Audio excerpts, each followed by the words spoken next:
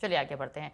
और दामोदर सिंह ने एक जनसभा को किया है संबोधित। जनसभा को संबोधित करते हुए इस दौरान उन्होंने कई सारी बातें भी कही हैं और कई मुद्दों पर विचार विमर्श किया। इस दौरान उन्होंने कहा कि ऐ नरोत्तम, तू पाल गडरिया को गैर खानदानी बताता है। दरअसल पूरा मामला क्या है वो आपको बता देते हैं। दामोदर सिंह यादव ने दतिया जिले के उदगुआ में किसानों की सभा को संबोधित किया।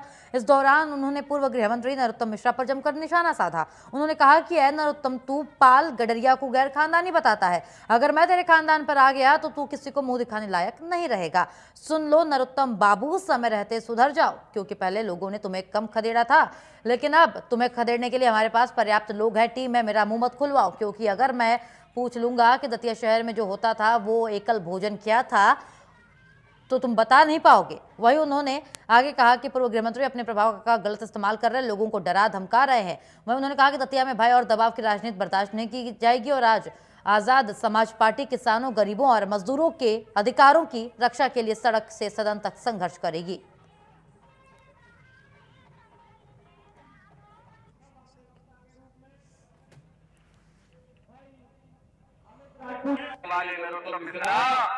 आखिरी चेतावनी है, सुधर जाओ।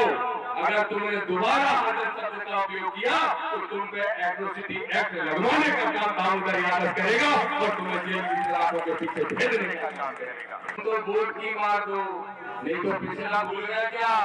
चुनाव हाथे से मोड़ा को तलेर के छोड़ आए थे, लोग नहीं छोड़ आए। ध्यान रखें क्या? देखो तो वीडियो, देखो कितने ताकतवर। आज प्रभारी को शायद जानकारी नहीं होगी, सगर साहब, जब ये चुनाव हारे तो चुनाव खत्म होगा, प्रभारी को देखना पड़ता है।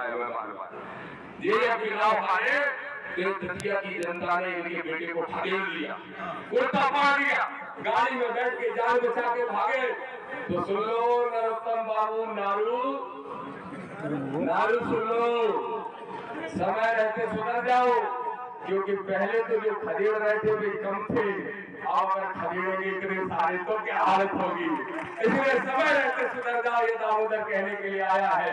मेरे भाई बहनों, मेरे पिछड़े वर्ग के, दलित वर्ग के भाइयों, मैं तो कहूंगा आदिवासी भाइयों से भी, और मैं कहूंगा ठाकुर, ब्राह्मण, कास्ट और वैश्य समाज के और सिंधी समाज के भी भाइयों से, तुमको भी इन्होंने नहीं बख्शा, तुमको भी इन्होंने नहीं छोड़ा।